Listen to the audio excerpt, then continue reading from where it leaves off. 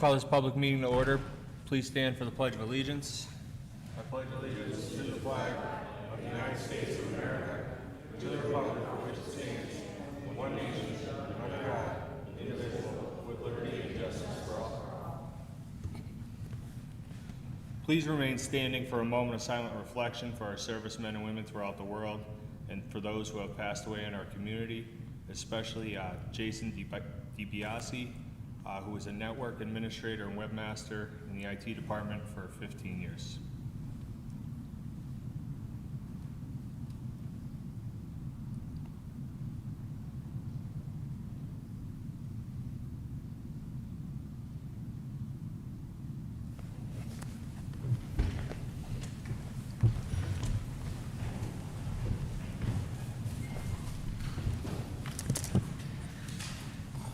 Roll call. Mr. King? Here. Mr. Schuster? Present. Dr. Rothchild? Here. Mr. McAndrew? Present. Mr. Donahue? Here. Please dispense with the reading of the minutes. Third order, 3A, correspondence received from Chief John J. Judge IV, Superintendent of Fire, dated July 7th, 2022, regarding the Scranton Fire Department Mutual Aid Report.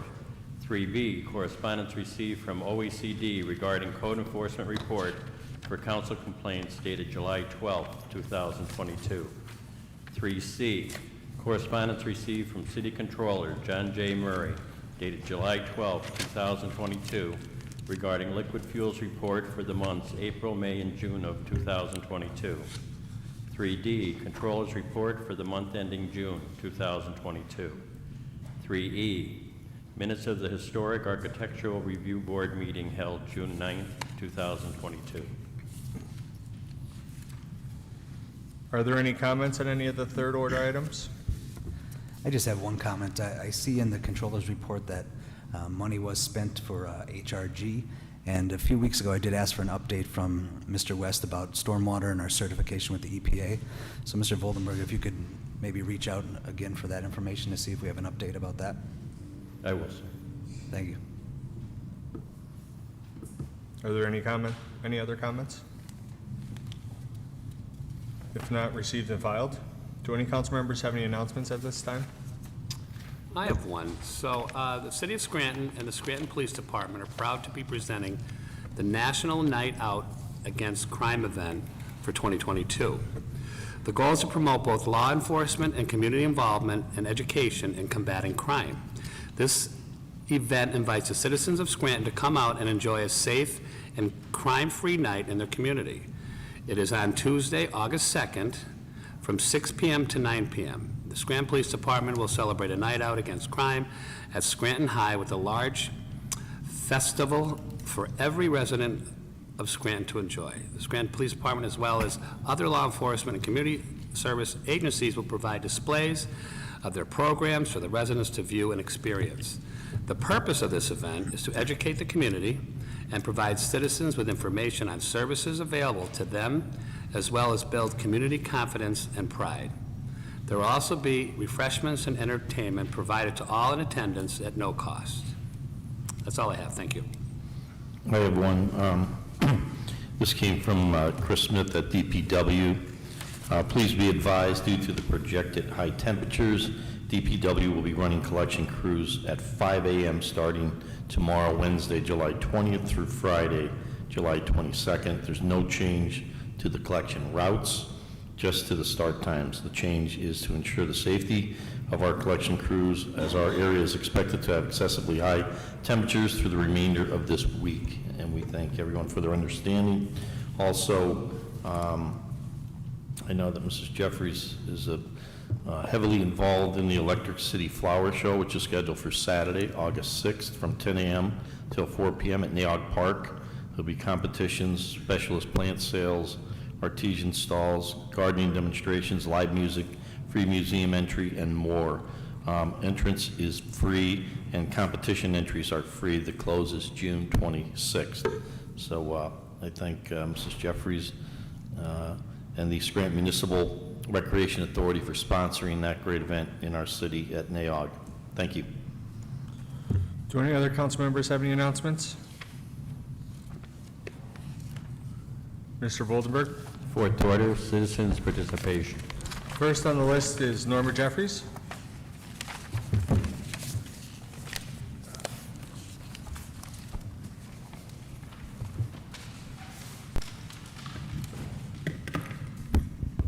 Good evening, Council. It's been a few weeks since I've been here because I've been busy, but it's interesting to watch the meetings on YouTube. And it's always a different perspective when you're sitting in your home, in your living room watching it, than here at Council, because I can yell at the TV and things I don't like what I'm hearing. But I do want to thank Councilman Donahue for starting the meeting last week with the do's and don'ts of council. So often things are said that should not have been said. They're national things. They shouldn't be covered here at council. So it was good to hear that whole, that you started the meeting that way. Usually on the back of the council agenda are the do's and don'ts. And maybe do we have to be so elementary and read them every week or something? I'm not sure. But I do have to thank Jessica for stepping up for those words that were said. And the reason it struck me so, because something that struck me as being offensive to me was not addressed. I always think that if you don't say something, then you agree with what's being said. So I was glad that Jessica spoke up about those words that were spoken. And then after the fact, other council member came back and said something. So, we have to always be mindful of the words that come. I think I had said that before. This microphone, what you say goes out there to the public, and it's could be very damaging to those that hear it and be offended, as I was the night that something was said. I'm just going to go over everything that I've been concerned about over these past 4 years that I've been coming to council. Each one of us that comes to council has a hot button, something that we just want to see a change. So, of course, mine starts off with the street signs. And as Leslie spoke about the activities going on with the bicycle race and everything that's coming, as you drive around our city, we still do not have the appropriate street signs. And it's just so, we get companies coming in town for the summer, and you have to sort of direct them by buildings, not the street sign. Yes, their GPS in their phones tell them to take a right or take a left, but it would be so nice if they could look up and see the green and white signs to direct them to where they're going. Now, my company comes in and over the bridge, and I'm in the hill section, so they don't have too far to go. But anyone else that's traveling to the west side of the city and coming into town, really, there's so many street signs.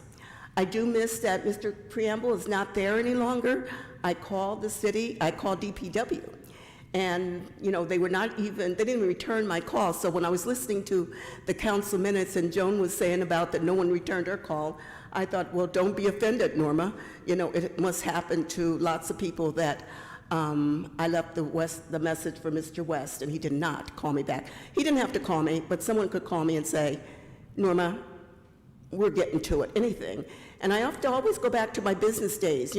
If you didn't return your calls, your boss would be on you that somebody called and you didn't at least say, I'm working on it. That's all. You don't have to give me a definite date, but just to say, I'm working on it. And then the other thing is this coming into Harrison Avenue. And I know, Dr. Rothchild, you had done some preliminary walking through Harrison Avenue. And as I go out and I'm in the different stores, people think that I'm part of council. I said, write a letter to council. I can imagine what you guys get, because I get stopped in stores and things. One of the things that someone asked me was the building that you see as you come into the city, the big white building. They are offering to pay to have that building painted, so that when you come across that bridge and you see that, I said, you're kidding me.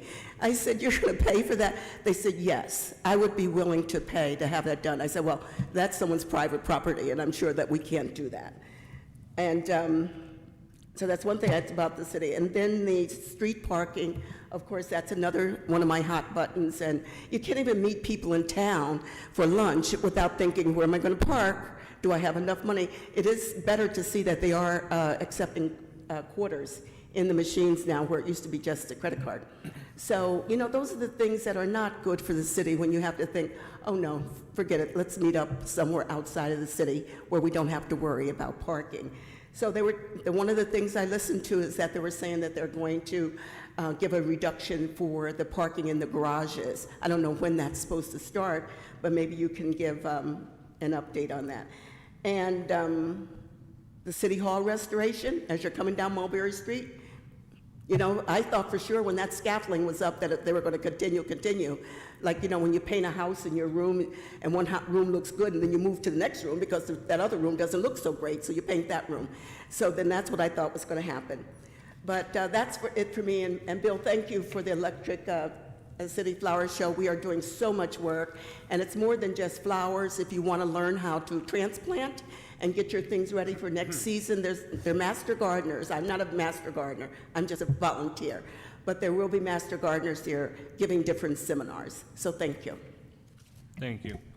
And Mr. Voldenberg, would we be able to reach out to DPW for an update on where they're at with the street signs? I will, Mr. Yagler. Thank you. Mr. Donahue, wasn't it brought up last week that that building on Harrison was supposed to be demolished? I believe so, but I'm not positive off the top of my head. I thought so. Thank you. It is condemned, Mr. King. Next on the list, Joan Hodowanitz. Joan Hodowanitz, Scranton.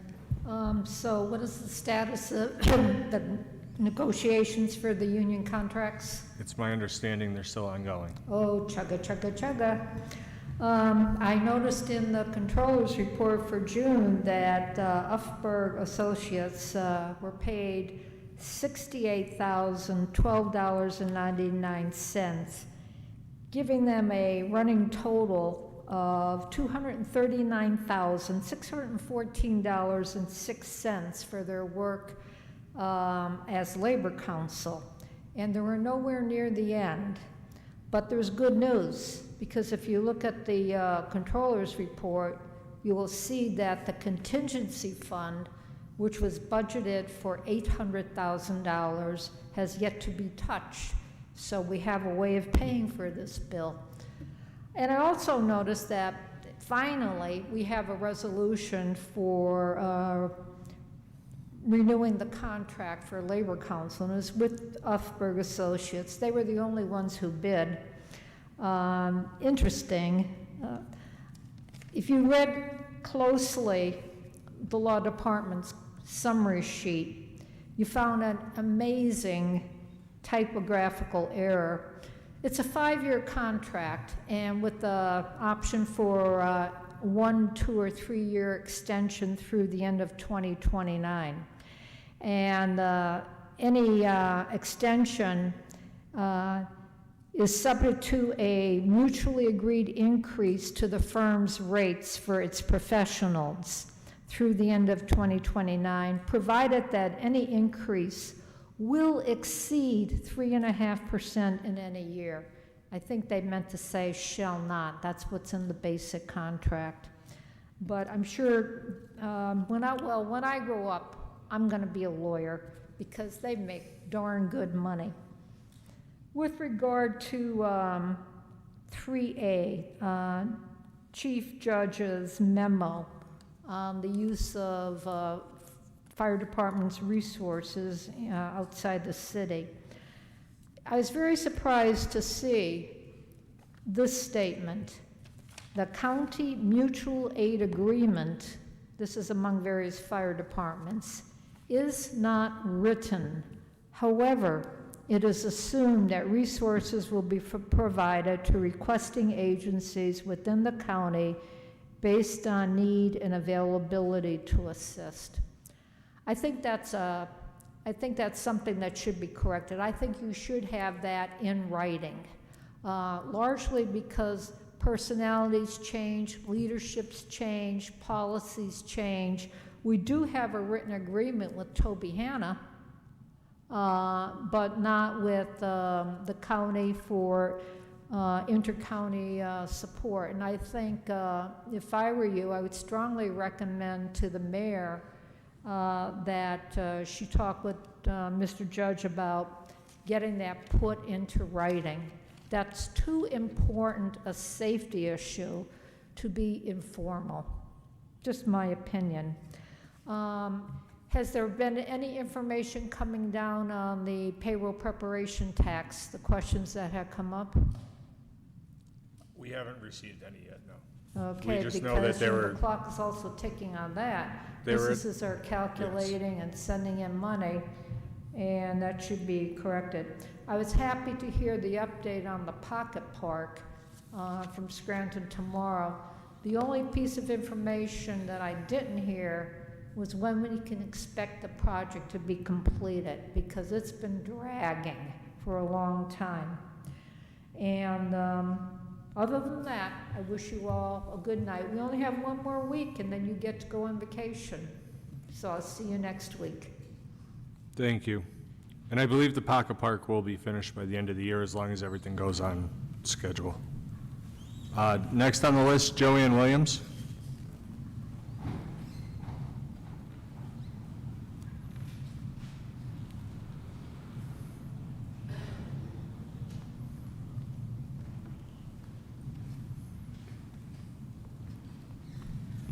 Good evening, Council. Joanne Williams, city resident. I'm here this evening with concerns on the expansion of Geisinger. I was born and raised on the 200 block of Colfax Avenue, and I am grieving at the destruction of not only the 200 block of Colfax, but concerns for the families who reside on the 200, 400, 500 of Arthur, Wheeler, and Colfax. Let me also include Roslyn, Linden, Vine, Olive streets. My main concern is changes to this beautiful community with the zoning change from residential to civic to benefit Geisinger. Let's talk about how good of a neighbor Geisinger is. Their administration. I can tell you, not good. They haven't reached out to neighbors to discuss their plans and to listen to our concerns. One of my many concerns, out of many, is the traffic up there. 1800 of Mulberry and Linden, the 3 of Colfax and Arthur are consumed constantly with traffic. Jamming up traffic. We have transport vehicles, we have garbage trucks, we have deliveries, pick up and drop off, and it's really, it's not good. My question is, who owns those streets? Because I live up there, and it is hard to get through those streets. We are taxpayers, and Geisinger doesn't care. And remember too also that Geisinger does not pay taxes. The people pay taxes. And I don't think much of the administrators vote either. When we vote you into those seats, and I'm glad to have them, we want you to support our neighbors in our neighborhoods, not these institutions. You as a city council need to keep our neighborhood residential, please. You need to fight for us, the taxpayers and voters. When you go home to your neighborhood tonight and to your home, picture Geisinger as your neighbor, destroying it. So stand up, council, I ask you, and support our cause with the same intensity you would if it was your neighborhood. I'm asking you that. You know, it's a beautiful neighborhood up there. Geisinger does not, like I know, does not care about the neighbors. I'm talking administration. I'm not talking doctors, nurses. I'm talking administration. They don't even reach out to us. Someone needs to reach out to us. And we're hoping maybe you, the council, can look into this, because it's not good. And the beautiful neighborhood is being destroyed. We need to come to a compromise. Thank you. Thank you. I will say that the council has advocated to Geisinger for them to reach out to the neighbors on multiple occasions, especially over the last 6 months. Thank you. Next on the list, Doris Koloski.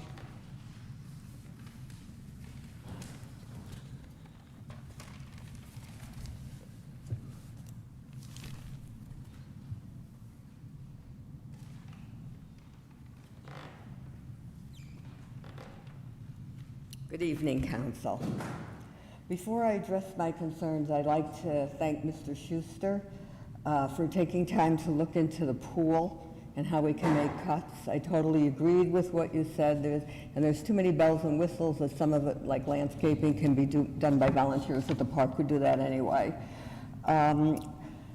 Second, the person that mentioned on TV the other day about the curb cutting, I'll just mention that they came through and they cut all of our streets and everything was good, and they just missed, I'm sure, they didn't skip it on purpose, just the even side of Colfax and Olive on both sides. So when I'm walking with my walker, I have to go down there or walk part way up. And it's just those two that weren't cut. Everything else had been cut years ago, a few years ago. Okay. I also want to mention the parking path, permit parking there. Like on my block, there were 6 houses so far that didn't sell to Geisinger. We were told to pay for our permit parking or we would still run the risk of getting a ticket or our friends getting tickets if they didn't have guest passes. And we're going back to December and January. And I had spoke to Corporal Butler a couple times and he said he didn't know because it had to get settled with council. Because the girl isn't ticketing, she isn't ticketing anything because her boss, Corporal Butler, told her not to ticket on the 200 and the 400 and the 2 of Arthur, I think. I don't know for sure about 2 of Arthur, but she told them that because Geisinger was all working there and everything, which they have a big parking lot to park in. So we're getting people parking in front of my house, right in front of the sign that says permit, and they're eating stuff from the Geisinger food truck, sitting there, you know, going over there, getting it, sitting there, eating it, and people are parked in front there because it's the closest to the hospital. They don't want to walk from the hospital-owned properties down. So if not, reimburse us our money, because I think I spent close to $25 for parking passes. And it's too hard to call the police. They're too busy with important things that they're doing in the city to bother them, and by the time they come up anyway, they're gone, you know. So anyway, that's the end. Now I'm here about the Geisinger expansion, as always. As hard as everyone has been trying to get Geisinger to speak to the neighbors about their plans, they still don't want to do it. The mayor had come to a Hill Section meeting, and she told us she stands behind the hospital, when she supposedly doesn't know the plans, as she said. So how do you stand behind something that you don't know the plans for? That's kind of confusing to me. It's unacceptable to me, actually. Okay, as of now, we don't know if the hospital is bringing more jobs and updated health care to the 200 and the 400. They could just be wanting to combine their campus, consolidate all their rental offices around town and in the area, and bring them over there to make it more, just moving it to make their own campus, to make it easier for them, and have one campus, just because they want one campus. All big city hospitals, the teaching hospitals, because I've been to many, they have them scattered around the city, the buildings. Like when I go to Sloan, you go for the breast biopsy in the middle of downtown New York, even though the campus is on 68th Street. What they did is they made more room inside their main campus and put doctors' offices and different things around the city, and they have jitneys. And Geisinger has at least 20 jitneys going by my house every day. So they have jitneys that take the people from main campus and then return them to get their cars and stuff like that. And that's how it is at Thomas Jefferson and all the other ones I've been to, Beth Israel. So I don't know why they can't do that. If they need to find out how to do it, they can contact, I'm sure, somebody at Sloan or one of those big hospitals, and they can explain how you do it. And now there was a wonderful letter to the editor a few weeks ago suggesting that the hospital purchase in the downtown, where they can also help build our local economy, like people would be going to restaurants, like they come to the Black Watch Cafe now at New York Park. They can shop on their breaks. I mean, it would really help the hospital. Maybe they would rent some of those apartments that wonderful developer is developing all over down there. Let's see here. Okay. Most of people, especially middle-class people, most of their largest investments are in their homes. So by granting the GCMC a zone of civic in and around our blocks, you will be ensuring that my home and other homes will be unsaleable to anyone but the hospital. I know the mayor said she serves the entire city of Scranton, and she wants to have this the healthcare section of the world. Doris, your time is up. My so if you time could is up? finish Okay, your- this will be real fast. I have 2 sentences. Thank you. Okay, so, but we are tax-paying citizens, and as the question of what they would do with the properties they bought, I know some people are worried about they already bought properties. What can they do with them now if the zone isn't changed to civic, where they could put a 125-foot building? Well, what they could do is they gambled. And if they gambled and couldn't get exactly what they want, that's too bad. Thank you, If I Doris. gambled and bought a couple, bought a couple houses, you can take me out. When I bought a couple houses, ripped them down, put them in for dogs and cats, and then if you came and said I couldn't do it. Thank you, Doris. Because it's not zoned, then Next on the list, John Thomas. I'll finish it next week.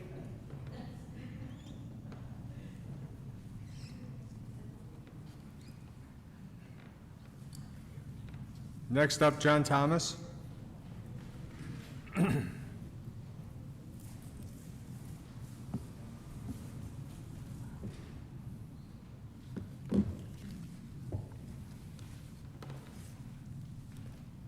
Good evening, Council. John Thomas, Scranton. You have to bear with me, I'm not a terrible speaker. Recently I was talking to someone about the business and financial aspect of the city.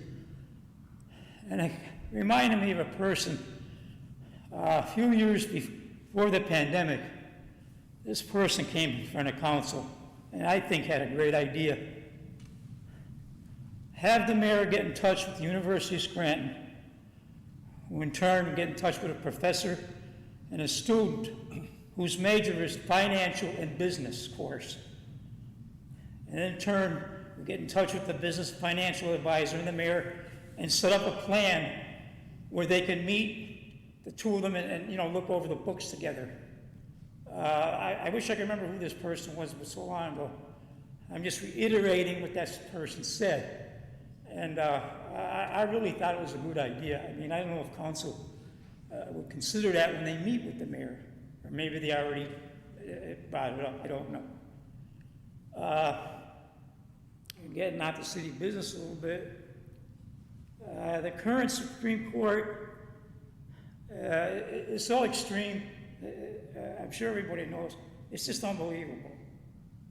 I know they're out for the summer, and I'm not sure, but I think they come back, I heard, October the 3rd, but I know it's sometime early in October. Goodness, I hate the thoughts of what's going to happen. The one thing that comes to mind is the Affordable Care Act. Now, part of the Congress, the right side of the Congress, they've been trying to get rid of the Affordable Care Act since it became law, okay? They have no plan whatsoever, but they're trying to get rid of a good plan with millions of people on this plan, and they have nothing, no alternative. Now, if that's shot down by this Supreme Court, there's going to be an awful lot of people without no health care. I know one person personally who has the Affordable Care Act, only one person, but there's millions of other ones who have it. And I know this person, if they were taken off the Affordable Care Act, they'd be an invalid. I mean, you just can't describe millions and millions of people with no health care because of the Republicans. The late John McCain, a few years back, he put the deciding vote on the Affordable Care Act. It was tied in the Senate, and that was the last vote he made before he sadly passed away. He voted to keep the Affordable Care Act. And he said, the reason why is my party has no plan. My party has no plan. Thank you, John McCain. And another thing, I don't know why I turn on the news. I turn the news on in the morning at 7 o'clock or so. And usually shut off, listen to music or something like that. But this tragedy in Uvalde, I mean, there's a lot of all over the country, but it's really amazing when you see the video surveillance camera. I mean, all these cops standing around, looking at each other, waiting for, I'm not going in, you go in. Every one of them are cowards, plain and simple. Now, the mayor of Uvalde, I hope I'm saying it right, I can't pronounce it, the governor of Texas should step down and resign. For several weeks, they try to cover up this tragedy. And that's a fact. That's not the right ear or the left ear talking, that's a fact. Thank you, council, and have a good summer. Thank you. Next on the list, Bob Bullis.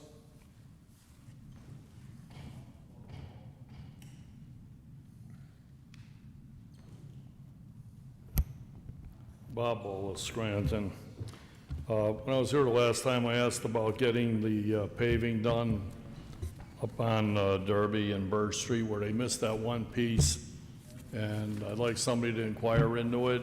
They paved the whole East Mountain and they left this one section going. It's full of holes and everything else. It's right in front of our residents and stuff up there. So I'd like to see somebody do something about it. Not to belabor a subject, but I think we should take the flags out front here, and I think it's time to rotate them. What their purpose was and what they signified for the purpose that they were out there. That period is past. Let's put new flags and new direction that we need here instead of stagnation, looking at the same thing. Maybe some people appreciate it, other of us don't. So we'd like to see a change around here and not have a stagnation going here that's pretty much self-centered. The Biden signs, and I'm going to put this on all you guys, and Jessica, is to anybody willing to make a motion to remove the Biden signs off Interstate 81, the expressway in downtown Scranton. Now, if anybody's paid attention, I travel a lot, I've been all over the country. As soon as I mention I'm from Scranton, I feel like I got a dagger in my back. I become defensive that this guy came from our community. Joe Biden may have made president, but he's making a total ass out of every one of us. He's a physical, mental embarrassment, unfortunately, and he's embarrassing each and every one of us. And since we're from Scranton, we get the brunt of it. Let him go to Delaware, let him play on the beach, leave us alone. He's not one that we could respect and honor. Our military fellow soldiers died there because of his incompetence. And don't ever forget it. They were our fellow troops. And they didn't come home because of an incompetent fool. And every day he becomes a bigger fool. And on, the borders. We could spend billions of dollars everywhere else. Would you guys want to see all those immigrants here in Scranton? All the illegals come off a bus here, fill up our city? Because that's where we're heading, as long as we have incompetence out there. And everybody's got to understand one thing. Everybody works for us. We don't work for you. And you're here to take and listen to our voices, and you are our voice. Give us our voice back. See who could stand up and be counted. Forget the party or what party or whatever, and remove the signs. Remove the embarrassment from us, because it's all about the people. And if you want to have them, put them on a referendum for the November election. And let us decide what the hell we want here. Not 5 people and a mayor. It's our right, and you're taking it away from us. And you can't take our voice away, because our voice is going to be very, very loud in the upcoming months. and a lot of people aren't going to be too happy about it. You know, you got Naog Park, we ruined the pool, fill it with dirt. Could you imagine all us senior citizens running under a splash park? Picture that in your mind. Old gray-haired people running around under a splash park because we couldn't take care of the pool. Why didn't you negotiate with Geisinger? Let them donate the pool to the city. I filed a lawsuit to stop them from doing what they were doing with the parking, but nobody joined in, and they're kicking our butts. They're taking over the city, and you're letting them do it. Give back to the people what they need here. This is our city. It's not yours, it's not theirs, it's ours. It's a big word, our city, that our people developed here many, many years ago. Put hard labor and work, immigrants and everybody else. And you're taking that voice away. It's not the time to play politics anymore. You know, I just hate to see what I see when I travel and I come back here and I drive down 81 and I have to look at that idiot's name on an interstate sign. Just remember how many people are going through here, aren't stopping in Scranton, but they're commenting on the signs, okay? Thank you, Bob. See if you have the courage to represent us. Thank you. Thank you. Next on the list, Rick Little.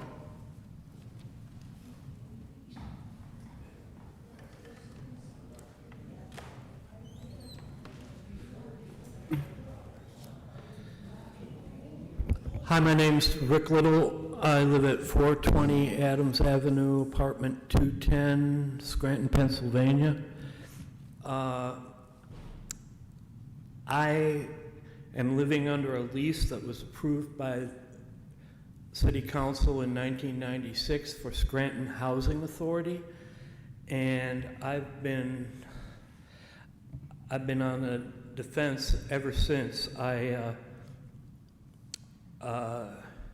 When I first moved in, I'm dealing with New York State Family Court to try to enforce ordered visitation and all kinds of things.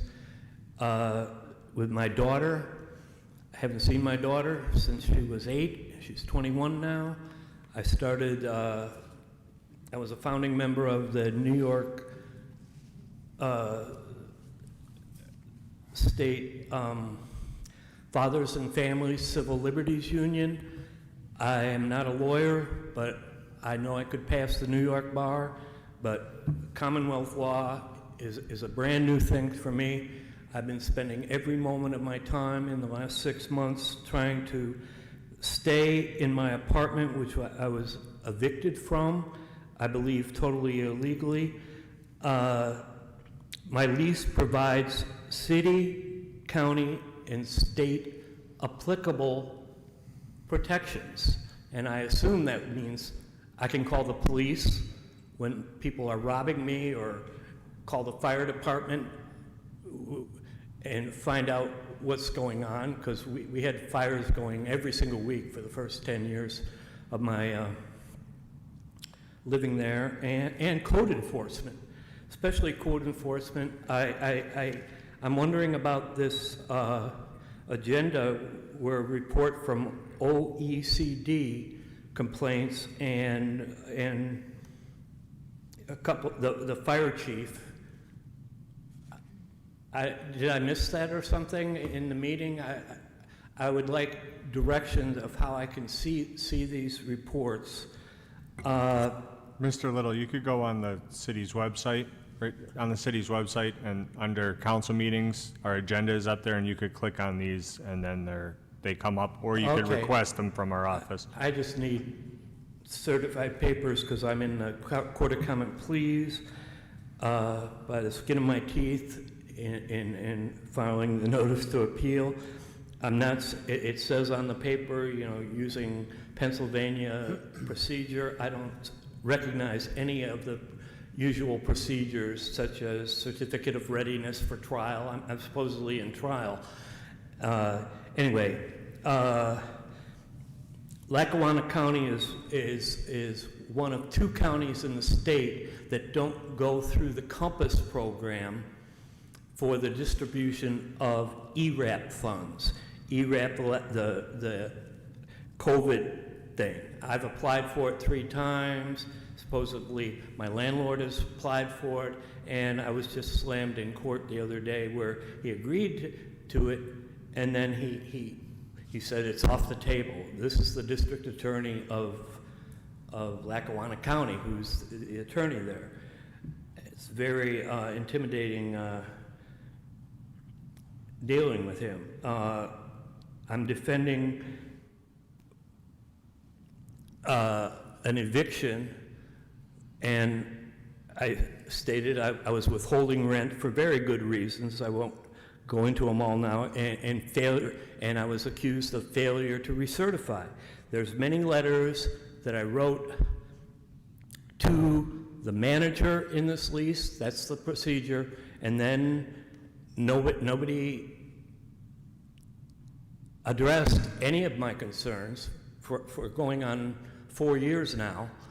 And I wrote letters to Gary Pecalucci and Carl Lynott. Crimes have been committed and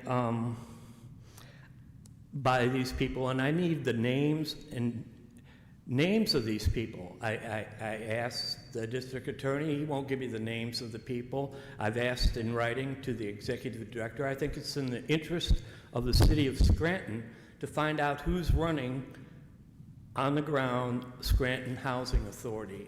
Thank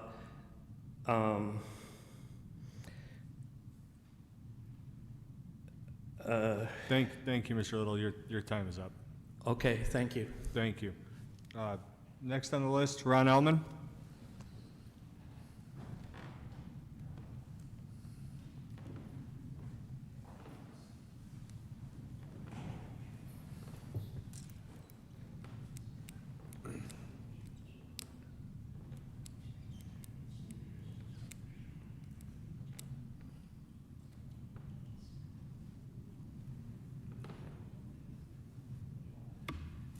Okay, Council, relax. I'm not going to rehash last week.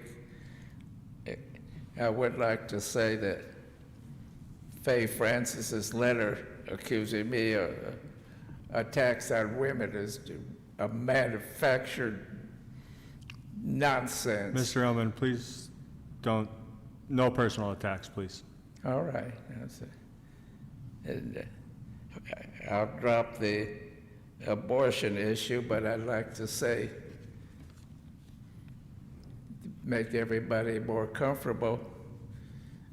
To me, I consider all the lives lost in abortions equal to or surpassing what happened in the Nazi Germany death camps. Next, I know everybody's probably seen that commercial of Mr. Courtright promising to give us back 15 or 20 cents he's on a gallon of gas.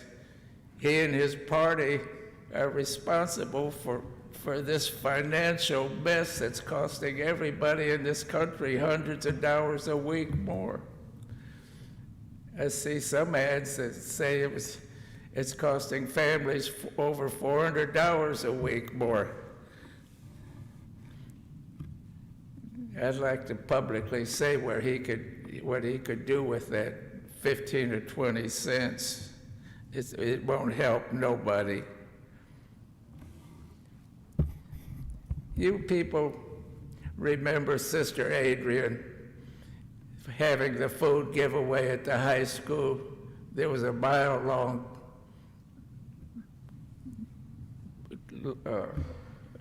of vehicles waiting that day.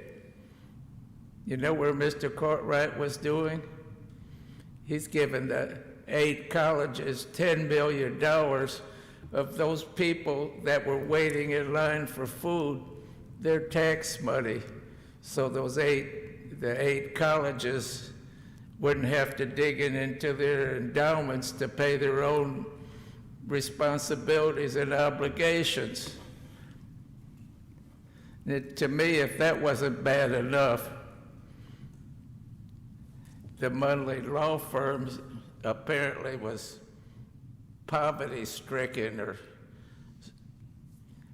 so impoverished that they qualified for a PPP loan, $350,000 to $1 million. I've talked to some people that could have used $5,000 of that PPP money instead of giving it to the super attorneys that I saw last Sunday's paper. This is a shame. This money should be recovered, and so should the $10 million given to those parasites. This isn't a college town. I've been to college towns when I was young, like in Alabama, Atlanta. Scranton has been eaten up like a big octopus by these colleges and universities. There's a couple hundred prime properties gone forever. That's millions of dollars in taxes on our backs because nobody in this council, no mayor since Janet Evans has had enough nerve to try to collect some money from these parasites. It's time somebody did something to protect the taxpayer. How much taxes can you go? They're going to go up with the cause of Debbie and Jerry reassessment. That's a deliberate lie. And I don't care what anybody says. I've been told by real estate people it's like a used car man working a pencil. It's a false positive what the city's worth after this reassessment. It's going to cleanse our city of some low income at all. Thank you. Thank you. That exhausts the sign-in sheet. Would anyone else like to address council?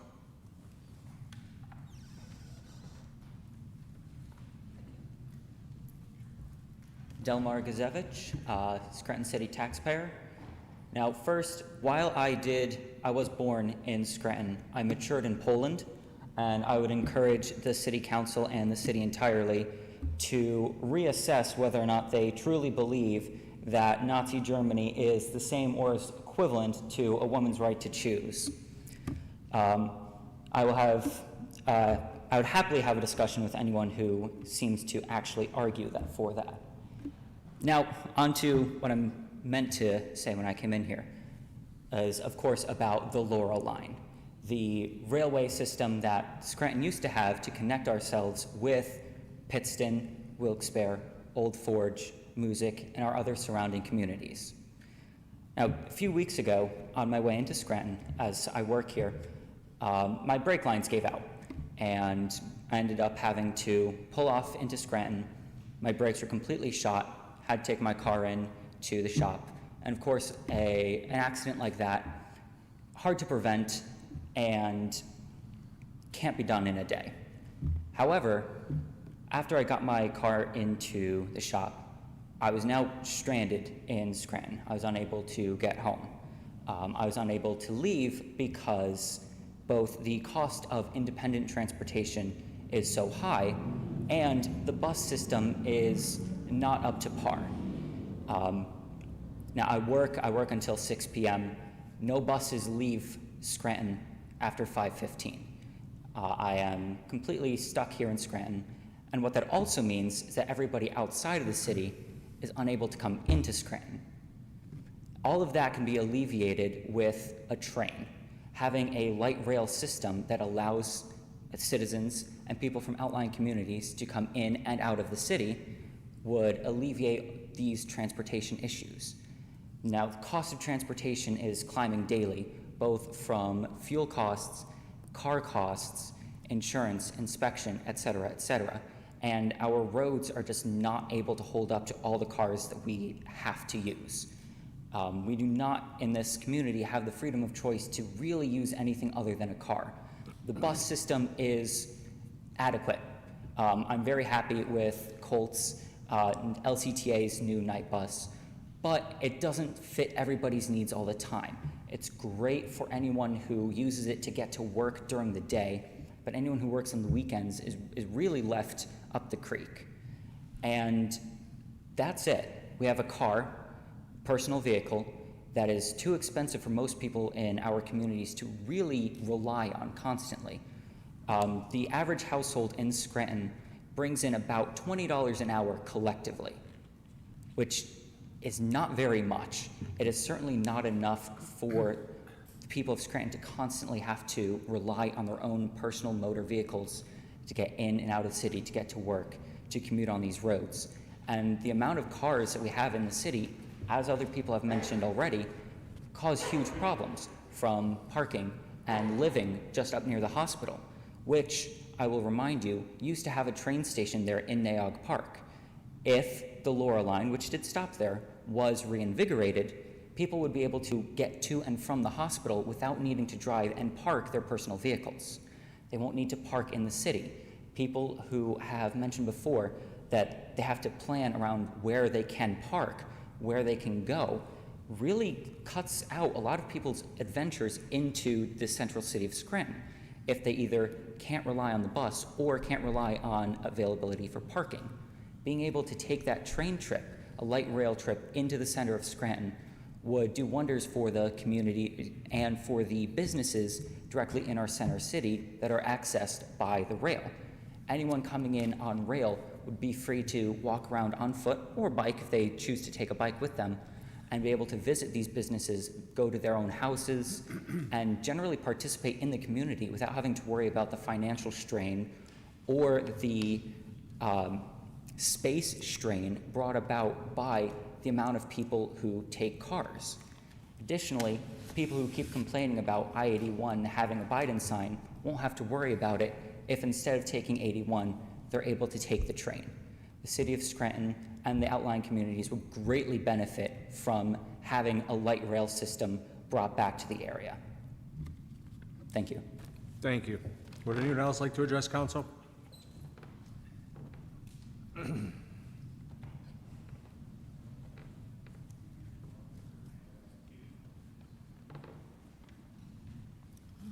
Good evening, Marie Schumacher. Several weeks ago, I asked Mr. Tom over there to get us the split between the property assessed values between the exempt and non-exempt. Have you done that? I have not. Could you do it for next week, since you're not going to be around after that? For a Are while? you gonna stick around a little bit after the meeting? I'll speak. Pardon? Are you gonna stick around for a few minutes after the meeting? Sure. Okay. I can. The other thing that's coming up, so we stay on top of it, is Meadowbrook 2. Who is in charge of that project on the? I believe the project manager and the business administrator. Well, I mean, that, they are in what department? I can't. So it's a couple different departments. It's DEP, finance, so it'd be community development, finance, and also DPW. So there's no Not one with point- us, no. No one point on your council? Not the way just our committees are. Okay. We all keep on getting have- updates as, How many exempt, well then, whoever has this aspect of it, would you find out how many properties there need right-of-ways before the project can go through, and how many have been obtained as of today? So I'll leave it up to whoever that belongs to. Tom, you want to take that? And If you Mr. don't Donahue, mind. did you bring the list of parts that are needed for the acoustics so we can try to run them down? A bid will be going out for the whole project soon. They're working on it. We tried to separate it out, but Yeah. it kept on coming out over our bid threshold, so a bid's going out for the whole project soon. And when you say soon, do you mean They like this came in, week? they came in and they were measuring last week Oh. for the specs. Okay. You know, I listened to the issues on the renaming of Spruce Street. The one thing that bothers me as much as anything is it's a reminder of what you people did that night. And for 3 weeks, you listened to the business people who were coming to this podium, and they were telling you what it was going to do to their businesses. And you wanted it, and you forgot that you represent us. And you went down, in my estimation, because that's not the only one where you have taken your own, in my estimation, position rather than what the people want. And that's very sad. I did have also on here can we find some way to be informed on the street signs? Because they are terrible. And it looked as though we were making progress there for a while, but and maybe it's because Tom Priamba or Mr. Priamba's gone, but we need to make sure that we're making progress on that. Maybe it should be contracted out. I mean, the mayor contracts a lot of things out, almost everything, so why can't this body? And then I do have, I would like from the city, from Scranton Tomorrow, or from anybody who has the thing, everybody talks about all this needing to come to downtown, and not at night, certainly. I would like to see how many businesses there are in even just what is considered the downtown that does not contain, or their product is not food or beverages or both. I don't know of a single business that's open at night down here, and it's hard to even find a retail business downtown. So what is the big concern about getting people downtown when there's, you can go to Boscov's, you can go to the mall, but there's not a lot there. Why are we not worrying about that? I'm sorry, I realize my time is That's all out. right. Thank you very much. Would anyone else like to address council?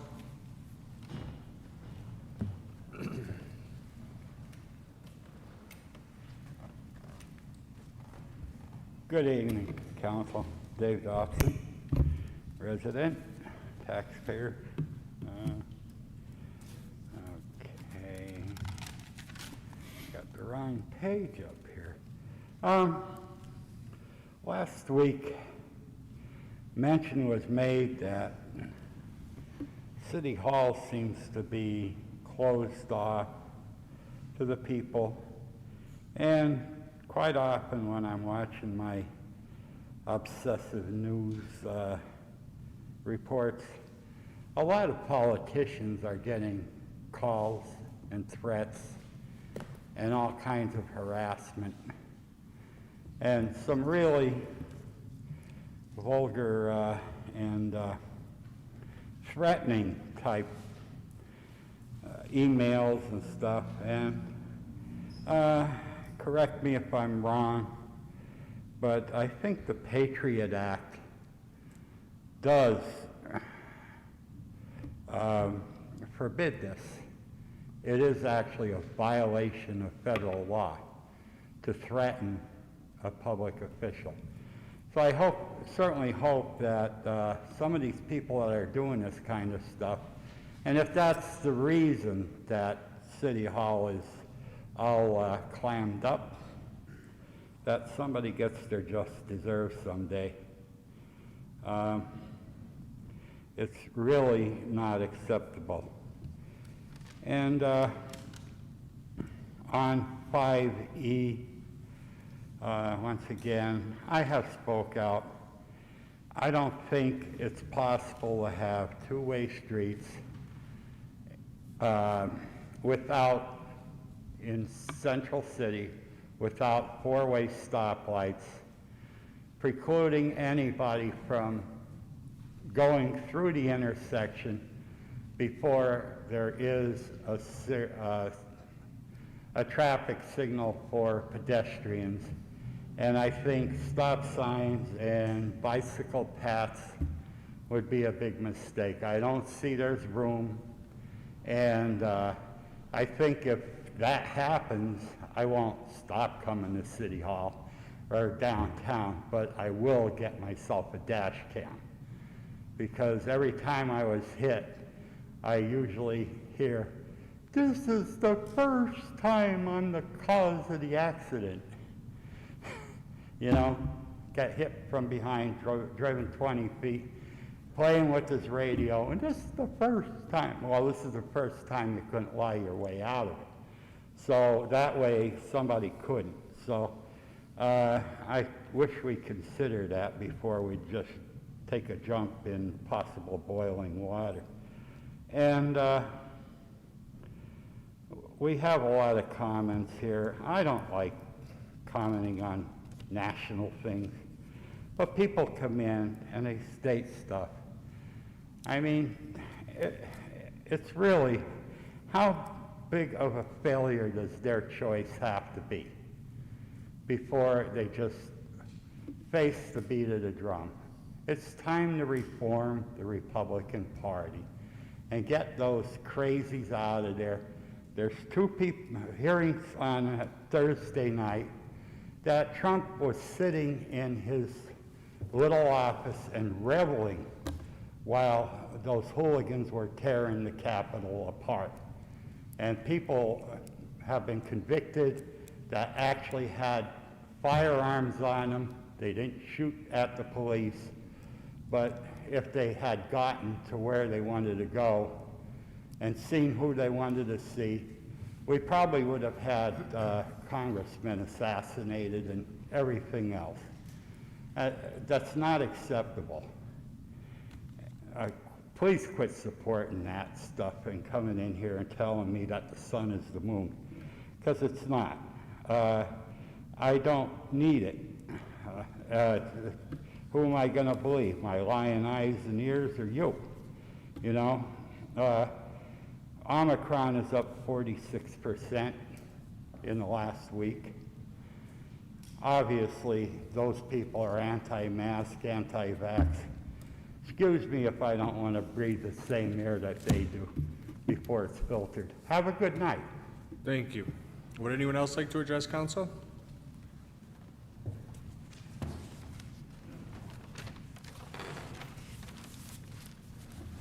Good evening, Council. Tom Coyne of Manuka. In looking through some of the documentations for the loans that are coming forward, I saw that the home rehabilitation program is listed for the American Acts funding. What startled me about that is the intended applicants for a home rehabilitation program are nonprofit organizations, are a group listed there. I'm not sure that this federal money should be directed to nonprofits for home rehabilitation. They also talk, looking at that, there is no limit in here on how big the home property, how big these rental properties are that are established for it. Can someone who owns a building with 50 rental properties apply for it separately for all separate 50? Can they take funds for all 50 rental properties if they're a nonprofit? Who is the gatekeeper for that to decide, and how much is too much when handing out to a nonprofit who may own multiple properties for digging their hands into this fund that is meant for the entire community? I think it might get rather quickly unbalanced towards builders and contractors who are heavily involved in construction of properties for rental and have put them on the market, rather than for the population in the city of Scranton who will be less skilled at putting the grants in a timely fashion before that funding is exhausted. Also noted in there is the grant is a zero interest, but repayment is due.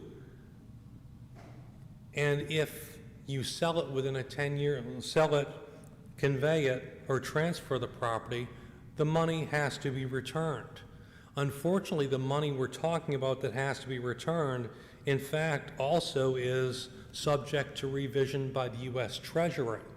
So if 10 years down the road, the property is sold and the zero interest grant payment has to be repaid, does the city of Scranton then, on capturing that money back, have to give it back to the Treasury because it was never the city of Scranton or whoever the grantee that the city gave to, it was never their money to keep. It also states owners must keep rent levels affordable for a period of 10 years. What's affordable? There's no basis in there. There's no percentage. There's no numbers. It's devoid of any content and basis. It says must keep rent levels affordable. That's too vague. It's too indiscriminate, and there is no guideline to what that is.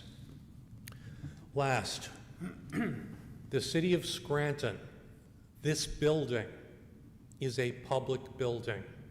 Historically, public access to a building that has been historically open is protected. This building should not be locked off and blocked from the citizens of this city. It is understandable that offices can be secured and areas in the building are restricted by signs and or locks from not going into. But the general hallways and structures of the building are not supposed to be blocked off by law. This is not an armed encampment. As far as I know, there has been no plane crashing into the Times Tower building. There has been no advertised credible threat towards this building. All it acts is as a barrier for the public to interact with their officials and a lack of the ability to oversight whether those officials and personnel are actually in the building doing the business that they were hired to do by the voters. This needs to be stopped. It needs to be removed. It is not an armed encampment. It is the people's building, and it needs to be restored as such. It was originally stated that it was for COVID. Well, the mayor has since redacted that and said that was never the intent. We know what the intent is, to keep citizens out. Thank you. Thank you. Would anyone else like to address council? Mr. Voldenberg? Fifth order, 5A motions. Mr. King, do you have any motions or comments? Just a reminder to Mr. Voldenberg, once again, I know that if we could communicate with the administration and try to find out where they're at with that letter that was sent by Attorney McGovern and Bill Laser, CPA, to discuss the PPT tax and the issues that were raised. If you could, if we could actually get a date as to when that meeting is going to occur, I would really appreciate that. Thank you. I will, Mr. King. Mr. Schuster, do you have any motions or comments? So a couple comments. So I heard again here tonight that the City Hall is clamped up. There's a barrier for interaction, or I didn't get a return call. And I'd just like to say I agree with some of these public comments. I got several phone calls, I got several emails in the past. I put them through to the administration and through our city clerk, and I got answers that City Hall was open. It's apparent as of last meeting that it seems that it's appointment only. I don't agree with the treatment of citizens this way, and I think at the minimal, City Hall needs to develop a system that does work, that is effective and meets the needs of the citizens' concerns. And Mr. Voldenberg, if you could send correspondence, I could send something even to you later. If we could get what their process is to address these citizens' concerns, or something that's going to be more effective than the system we already have in place. Yes, sir. Thank you. Number two, we were supposed to get a pool update in NAOG. It was brought up again tonight. I plan on speaking about it anyway. But could we also send correspondence to see when the mayor and Mrs. Cipriani may return to give us another pool presentation? I will. Next, Mr. Voldenberg, I have another one for you. Have we gotten an update on the car lots on Main Avenue? There was 2 different car lots towards the Taylor border. The 12 and 1300 block of South Main. Yeah, No report as yet. Okay. Can we please send another one to follow up on that to see if we can get a response? I do have a couple properties and a couple concerns that I'll email over to you, Mr. Voldenberg. Another thing I heard tonight was there was another section of East Mountain that wasn't paved. I don't remember. I wrote it down, but I don't recall the section. It's Birch Street, which connects from East Mountain Road over to Derby Avenue. It's a smaller section. Yeah, That was sent to DPW. Yeah, They're looking at it. They're going to look at that one. Can we also send the section of, I sent a couple emails to you about East Elm Street. There's East Elm Street at Mulkey Ave. There's a piece from the measurements that I got, it's about 26 feet wide and about 150 long. If we could see if they, I know we got a response saying that they weren't going to add to the paving list, but if we're taking a look at this other piece, if we could take a look at, yeah, it's right off of Mulkey. So, yeah, so that piece I'll take care of it, sir. East Elm. All right, thank you very much, that's all. Dr. Rothchild, do you have any motions or comments? Yep, I do have a comment. I just want to provide an update. Last week, I had mentioned that I hadn't yet had the opportunity to speak with anyone or follow up or receive follow-up on Geisinger, and I have since been able to speak with an administrator from there. I'm still hopeful about ongoing conversations and further updates within the near future about their plans, but in the meantime, I'm very interested in meeting with local neighbors within the Hill who live around Geisinger to hear them out further. I know we have had some recently attending our meeting. I was also present at the meeting the neighborhood meeting a couple months back that the mayor had attended as well, but I would still like to continue to listen to the problems that people are facing, and so I'd like to open that up and set something up, and I'll announce that when I do. Thank you. Thank you. Mr. McAndrew, do you have any motions or comments?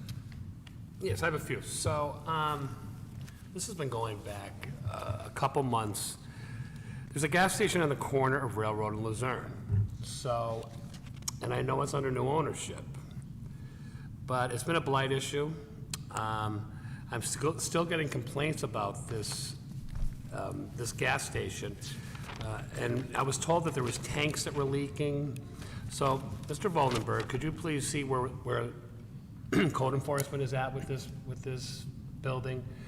Could you reach out to the city planner to see if there's, have plans been made, or they've been contacted to do something with this, what they're going to do with this building, the new owners, and remediation of some of the leakage that possibly is associated with that. I'll follow up with both departments. Thank you. And next, I got a bunch of paving issues. So, everybody's excited when they walk out their front door and their street is paved. I get it. Everybody gets it. Sometimes you wait 5 years, sometimes you wait 10 years, right? So, I've been contacted over the weekend about a couple paving projects, and they actually happened today. So, one of them is on the 1200 block of Blair Avenue, right? So UGI, I went over there. So UGI was, their paving people were there today, and what they were going to pave is just 3/4 of the street. So every time, I'm here 3 years, so every time I've met with either the utilities, both utility companies that are responsible for paving after their work is completed, always says we pave curb to curb.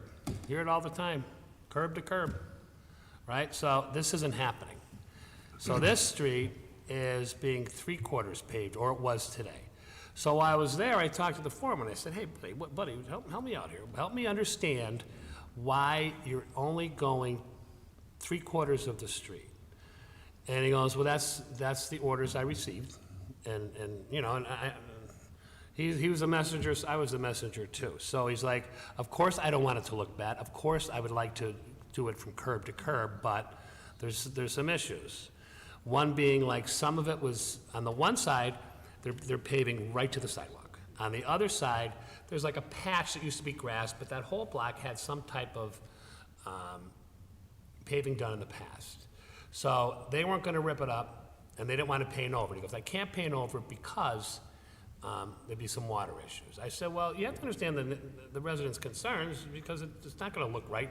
In front of my house, I'd be just as upset. So he did tell me that, well, I'll talk to my boss, see if I can work out something tomorrow. So, but during that time, I contacted Mr. Voldenberg. So that's on this street, and I'm gonna report out the other street. So this is happening also, and this is all near Western Field. The 7 and 800 block of Foster, they paved up the middle of the road. Not curb to curb, up the middle of the road, right? And also, the 1000 block of Diamond, they paved. The 1100 block, they paved half. The 1200 block they paved, and the 1300 block, but the 1400 block, they only paved half. Which I'm trying to wrap my head around this. I don't understand, because we're always told curb to curb after any work they do, right? So, I mean, this reminds me of like going and getting half a haircut. It just doesn't make sense, right? It doesn't make sense to me. And so, if I'm told by the one utility company, well, we can only do this much, but the rest, so if that's the case, the city should pick up the rest, all right? And these are two areas that are low income, and OECD should probably be able to kick in. I know there's another schedule coming out in October or the fall, but I know, you know, there's 3 paving entities, and, you know, one is the city, one is OECD, and one is the utilities that promise to go curb to curb after they do their work. So, with that said, so Mr. Voldenberg kindly reached out to Ms. Fowler, and I did get back an email today. So if you have not received a call back from the UG project manager regarding the paving project on Blair Avenue in Foster, I did not, but she was involved in the project and advised UGA was only obligated under contract the standard procedure to pave the one side of each street, as the utility work did not cross the center line of either roadway. I will confirm the same with Mr. Hunt when I'm able to speak with him. So this is, this comes from Mrs. Fowler, and this is what she's told, but it doesn't make sense to me. You know, I was always told curb to curb. So I don't think this is acceptable. We should be working with the residents and not working against them. So could you please reach out to all the departments related to this and put a little pressure on us, and I pretty much want to know why. I mean, that answer isn't good enough for me. I think it's ridiculous. If we're promised that every time we meet with these utility companies, they go curb to curb, and all of a sudden they're going up the middle of the street or up one side, because all this work was done, because I took a ride over there today.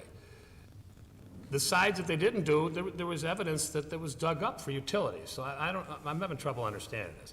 And, you know, off the record, you know, the guy said, well, you know, it's about money. We're trying to save some money here. But I just think that's unacceptable. So could you please send some correspondence out? I just want some better explanation of this and why it's not being curb to curb. And like I said, we should work for the residents, not against them. And then next, I received a bunch of complaints about new procedures for our parks, our city parks, right? And I'm a little confused, so that's why I have a bunch of questions. I've heard over the weekend from some neighborhood organizations, concerned citizens, people that go to the park, people that utilize the park for different events. I'm being told now, and it's right in the middle of the summer, that any event you want to do at the park requires 60 days notice, right? 60 days, the summer's going to be over, right? And I heard, like, at the East Mountain movie night, you know, in the past they were allowed to sell food or give food away. Now they're being told they cannot do that without a food vendor's license, all right? And some other issues related to that is, so what I got was, hang on a second, I'm sorry, I have stuff all over the place. Let's see.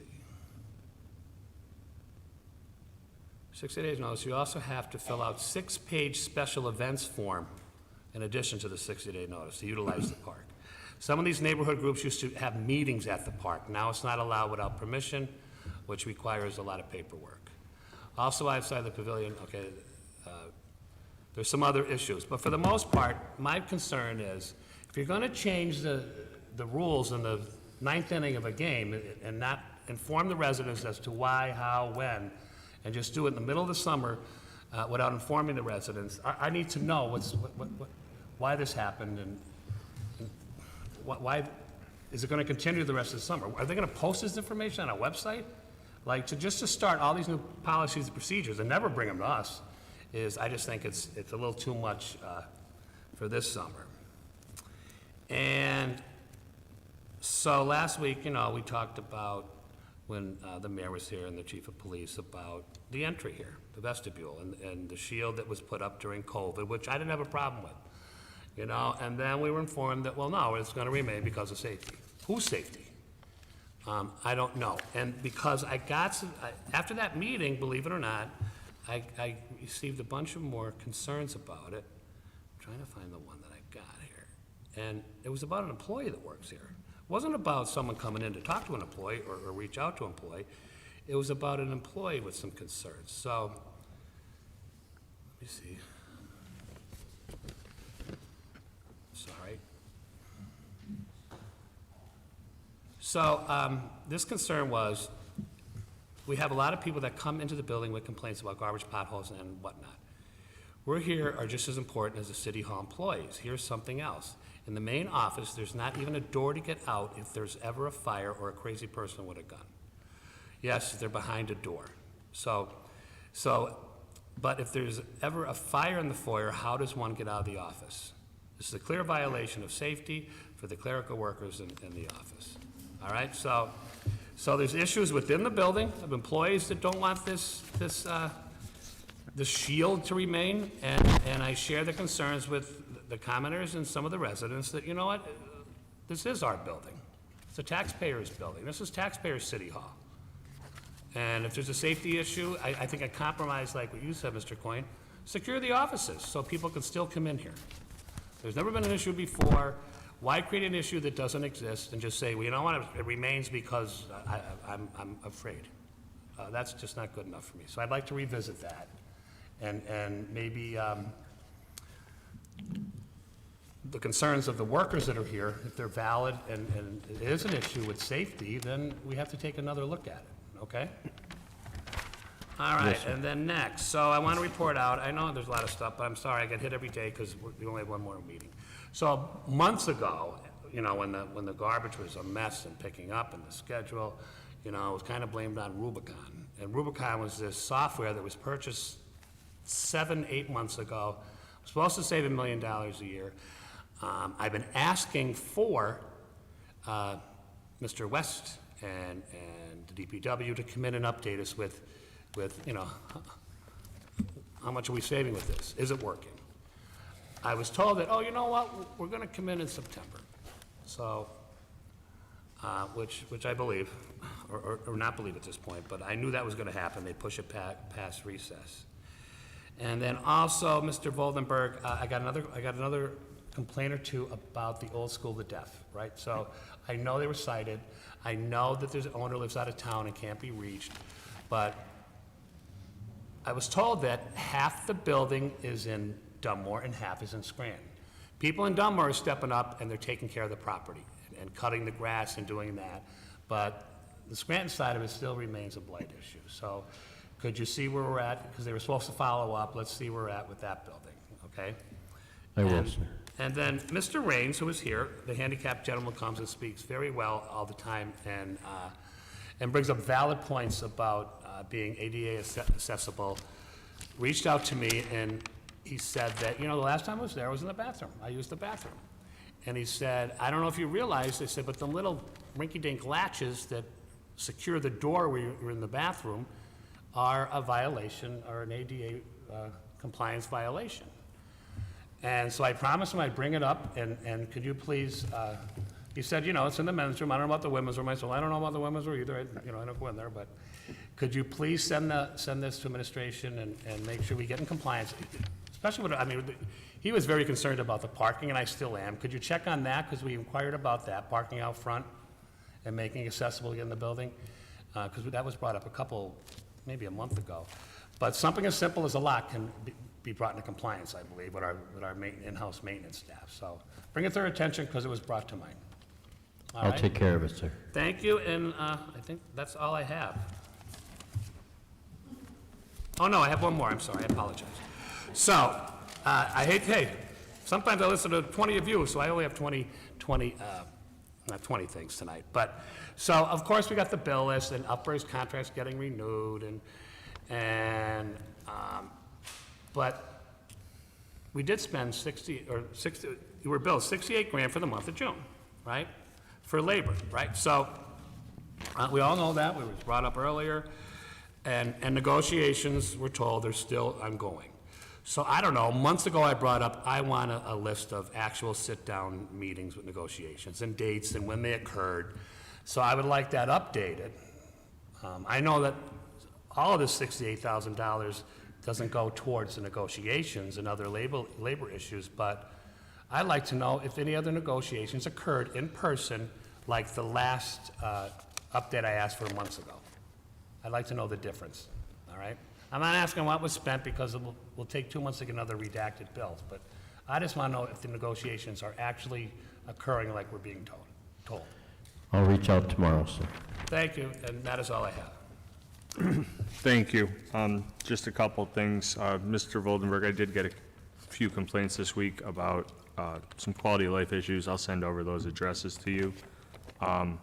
In terms of Rubicon, I was told that they are still in a data collection phase, that they have not suggested any new routes or any of the such.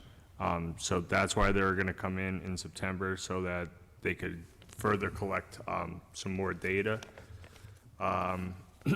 We did get an update from the tax collector, Kathy Weschler, in terms of where tax collections are at. So over 18,000 accounts have been paid in full, which is just over 73%. Those that paid at least one installment is up to 8.2%, and no payment made to date after the face value period was at 19.1%. That was sent over by the tax collector yesterday. In terms of some of the public comments, Mr. Voldenberg, could you reach out to Corporal Butler regarding the permit parking on the 400 of Colfax, 400 of Arthur, and 200 of Colfax, and make sure that's still being enforced?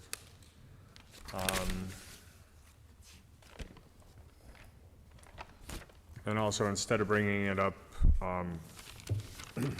under 5B, could we look for some clarification in terms of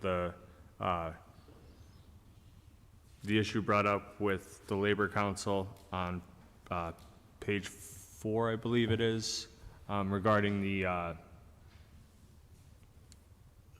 number that parties can mutually extend the agreement, to see where that's at and to see if that is worded correctly in our backup. I'll take care of it, sir. Thank you. And that's all I have for this evening. 5B for introduction, a resolution authorizing the mayor and other appropriate city officials to execute and enter into a professional services contract with Uffberg and Associates, LLP, for labor council for the city of Scranton. At this time, I'll entertain a motion that item 5B be introduced into its proper committee. So moved. Second? On the question? On the question, I'd just like to reiterate what the other two councilmen spoke about getting updates on labor negotiations and also the clarification on the document. On the question, I read that misprint too, and I noticed when I read forward that it was correct, but it was wrong in the first part, but in the actual contract, I think it was worded properly.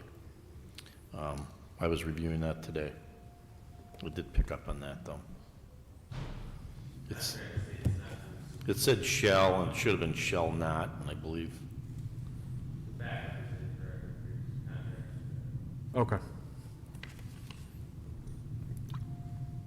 Anyone else on the question? All those in favor of introduction signify by saying aye. Aye. Aye. Opposed? The ayes have it, and so moved. 5C for introduction, a resolution ratifying and approving the execution and submission of the grant reimbursement agreement between the City of Scranton and the Commonwealth of Pennsylvania Department of Transportation for funds up to $1,120,200 from the Multimodal Transportation Fund grant to be used towards the replacement of the Ash Street Bridge. At this time, I'll entertain a motion that item 5C be introduced into its proper committee. So moved. Second? On the question? All those in favor of introduction signify by saying aye. Aye. Opposed? The ayes have it, and so moved. 5D for introduction, a resolution ratifying and approving the participation by the City of Scranton in the Sustainable Pennsylvania Community Certification Program. At this time, I'll entertain a motion that item 5D be introduced into its proper committee. So moved. Second? On the question? On the question, Mr. Voldenberg, could we please reach out to the administration, maybe possibly Eileen Cipriani, to get an overview of the projects that the city is moving towards in regards to sustainability? In this document, it stated that climate adaptability and sustainability are a priority in the city's visions, and I'd just like to know what actions and what projects we're taking at this point, and if it's such a priority. I will, sir. Thank you. Anyone else on the question? All those in favor of introduction signify by saying aye. Aye. Opposed? The ayes have it, and so moved. 5E for introduction, a resolution ratifying and approving the execution and submission of the grant application by the City of Scranton to the Pennsylvania Department of Transportation for up to $744,670 for improved safety, connectivity, and implementation of bike lane infrastructure. At this time, I'll entertain a motion that item 5E be introduced into its proper committee. So moved. Second? On the question? All those in favor of introduction signify by saying aye. Aye. Aye. Opposed? The ayes have it, and so moved.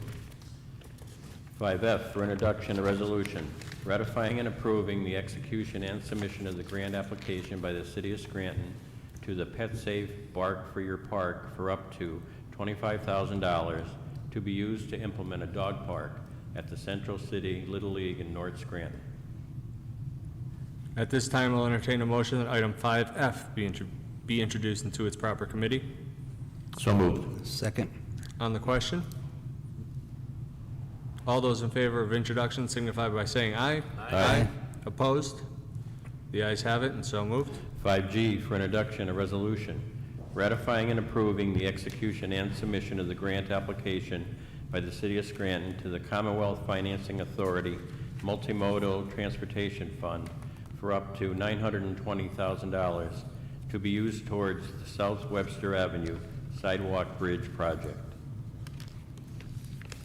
At this time, I'll entertain a motion item 5G be introduced into its proper committee. So moved. Second? On the question? All those in favor of introduction signify by saying aye. Aye. Opposed? The ayes have it, and so moved. Sixth order, 6A, reading by title, file the council number 17, 2022, ratifying the execution of an easement agreement between Mary Beth A. Harrington of 1711 Wyoming Avenue, Scranton, Lackawanna County, Pennsylvania 18509, and the City of Scranton, granting the City of Scranton an easement and right-of-way over the property located at 1711 Wyoming Avenue, Scranton, Pennsylvania. You've heard reading by title of item 6A. What is your pleasure? Mr. Chairman, I move that item 6A pass reading by title. Second? On the question? All those in favor signify by saying aye. Aye. Opposed? The ayes have it, and so moved. 6B, reading by title, file of council number 18, 2022, amending file of the council number 57, 2019, and file of the council number 100, 2021, in order to modify the 2022 real property tax and refuse fee timelines for certain taxpayers who did not receive accurate and timely tax bills. You've heard reading by title of item 6B. What is your pleasure?